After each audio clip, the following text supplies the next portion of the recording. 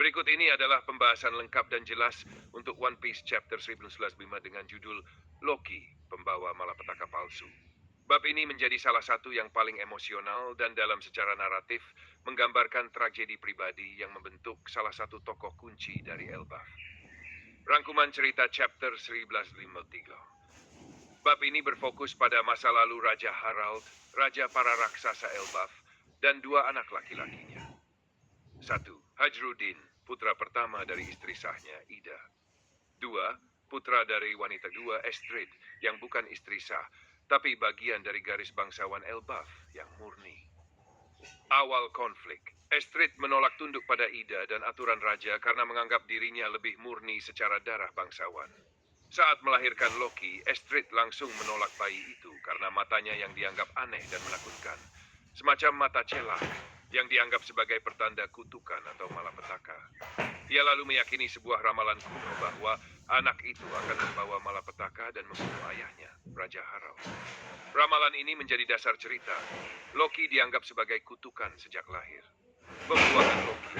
Estrid menyembunyikan kelahiran Loki dan membuangnya ke Underworld, wilayah bawah Elbaf yang gelap, dipenuhi monster. Saat bayi, Loki dibiarkan merangkak sendirian, melewati kegelapan dan makhluk liar, dalam adegan yang sangat menyedihkan dan simbolis.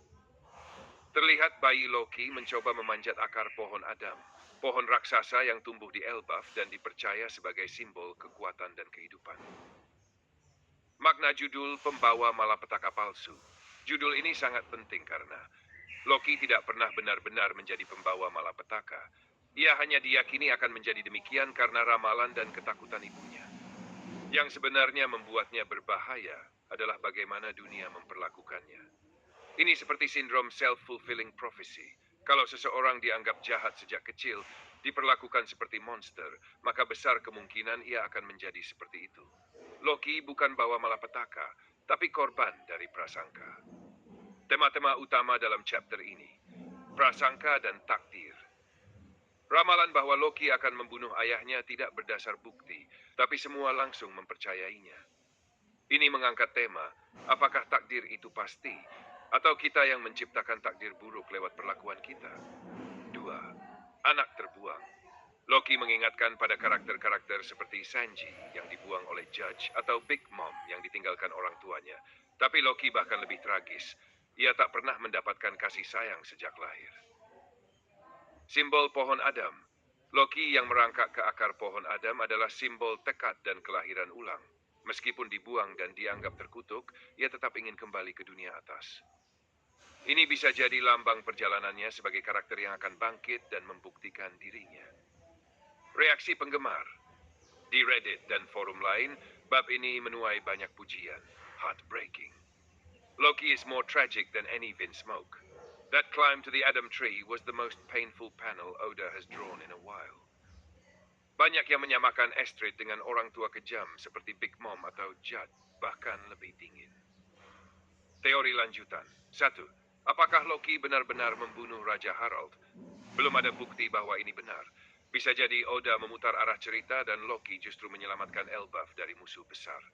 2. Loki akan muncul di Ark Elbaf masa kini.